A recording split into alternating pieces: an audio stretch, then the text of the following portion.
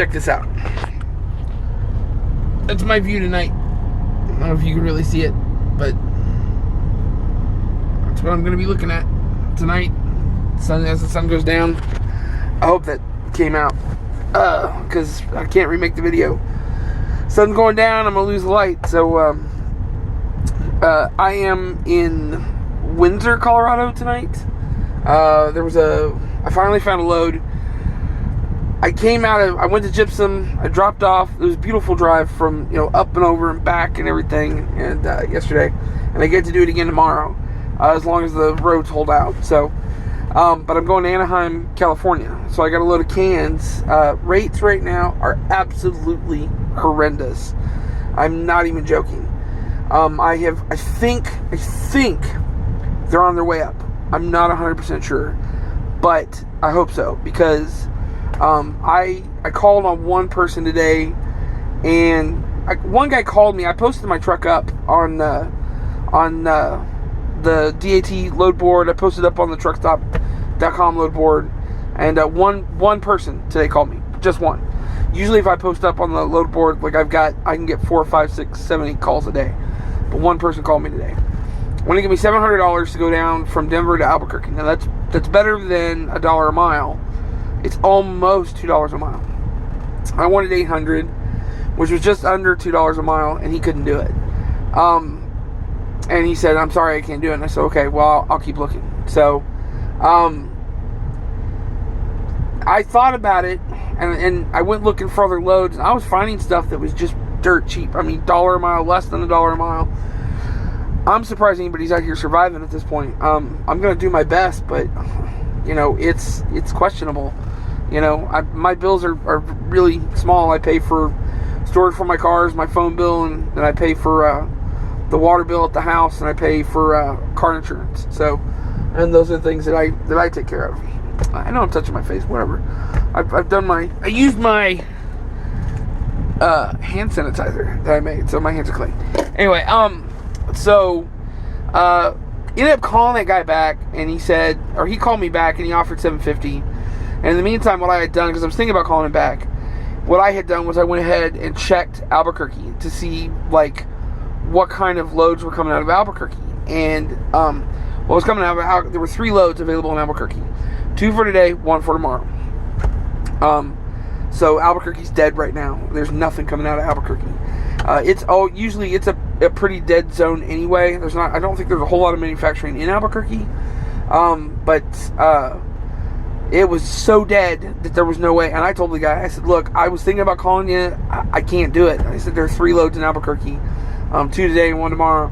And if I go down to Albuquerque, I'm not going to get anything out I could get stuck, and I don't want to get stuck." I said, "So I'm going to have to pass." I called on a load going to Michigan. It was about 1,100 miles. It was 10,000 pounds. It was 2 golf carts. They wanted to pay $950 for the load. That's less than $1 a mile. My actual response was, she goes, "I got $950 on the load." I was like, whoa. I was like, "Can you come up to $1,500? And she goes, "Nope, can't do it. I can do $950. I'm just like, "Okay, thanks." Click. Because I got my little Bluetooth here set. That's why. Anyway, the button to hang up's right here. Well, they posted another one going to Tennessee, and I thought, well, I better check. Just check it. It's 1,200 miles. They wanted $1,000 for that one. So, nope. I'm like, okay. So, turn that one down. There was one going to Portland. It was actually more than $2 a mile. But, no, it was going to Seattle. That's right. But Seattle's sort of dead. It's not completely dead, but it's kind of dead, So, I kind of checked on that, and when I went to go check, it had been up for 2 hours today. And I've been trying to get a hold of him, couldn't get a hold of him, finally got a hold of somebody. And I said, "Hey," because it ended up on the DAT load board, and I said, "Hey, checking on this load," and he goes, "It's been booked already." And I was like, "It's been up for 5 minutes." He goes, "A lot can happen in 5 minutes." I was like, "All right, thanks." Click. I'm just not going to deal with anybody's attitude. And so that's what I've done today, was just look for loads. And finally, I kept looking at this one load. It was going to Anaheim, California, from Windsor, Colorado. It was 7,000 pounds, an XPO load. I'd already called XPO today. They had underbid me on some load going to Fort Worth, which was less than $1 a mile. And so I called somebody, and I said, "Hey, you know, what about this load? And he quoted like $1,200 to go to Anaheim. It's 1,000 miles. So it's $1.20 a mile. I said 13. I said 14. He goes, can you meet me in the middle of 13? I was like, you know what? I just need to get out of here. So yeah, I'll meet you in the middle of 13. So I'm hauling it for 13. It's about $1.30 a mile. You know, that's not at all good. As a matter of fact, that's really, really bad. So, from my perspective, I'm not going to start in on like whether we should or shouldn't like reopen the country or anything like that. But from my perspective, as a driver who's hauling the goods that people are making, there's so much manufacturing that's shut down right now because of this COVID-19 thing that the rates are tanked. You know, there's too many trucks. There's not enough, you know, there aren't enough trucks to haul, or there's too many trucks and not enough loads. And so when that happens, the rates go down. Plus, fuel prices have gone historically low. I mean, at no time in the history of oil has oil been negative $0. So what does that mean? It means that if I have oil, if I'm pumping oil out of the ground, in order for you to take the oil, I gotta pay you. So I'm pumping the oil out of the ground, and then I'm paying you to take the oil from me. So that's not good. You know, that's real bad. So anyway, so somebody today talked about fuel surcharge, and how they had quoted some fuel surcharge for you know, the shipper or whatever, you know, who was shipping out the load, or for the customer, and it was just beating them to death or whatever. And that didn't make any sense to me. And I haven't figured out fuel surcharge yet because I haven't really gotten into it, and I need to. I'm going to start trying. But I'm not good at math. So, you know, and you're like, what? You're not good at math? You're an owner operator? Like, I know. Believe me, I get it. But anyway, so I'm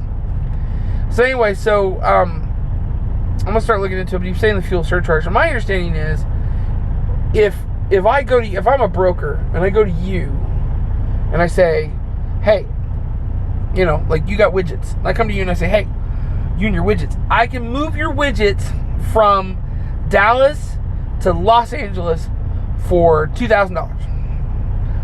And I say, okay, I can do it for $2,000, but here's the thing. I also have to charge you a fuel surcharge. So it's $2,000 plus fuel. So that's going to be something like $600. So it's $2,600. Okay. So now my deal is they're paying for the fuel at that point. So I got to get it moved for under $2,600. Right? Isn't that how it's supposed to work? But apparently it doesn't work like that. So I don't know. Anyway, so it's, you know, it's kind of interesting. I did ask somebody about it, and they didn't seem to be able to, like, give me any real clear explanation on it. I think it's way more complicated than my feeble pea brain can understand. So I will continue to try to understand it at this point, because now it's a conundrum. But anyway, so that's kind of what's going on. So I got this load going over the Colorado Rockies tomorrow. I still need to make that video from like 2 weeks ago. I might do that tonight because I'm stopped. This is where I'm going to be. I'm going to be right here. I'm just going to be looking at the scenery and enjoying the sunset. It's quiet here. I don't have to like worry about anything coming by except a train. So there's a train right here, but that's okay. I like trains. So I'm good with the trains coming by. Anyway, so that's it. Hope you guys have enjoyed these videos. Keep your side up. I will see you guys down the road.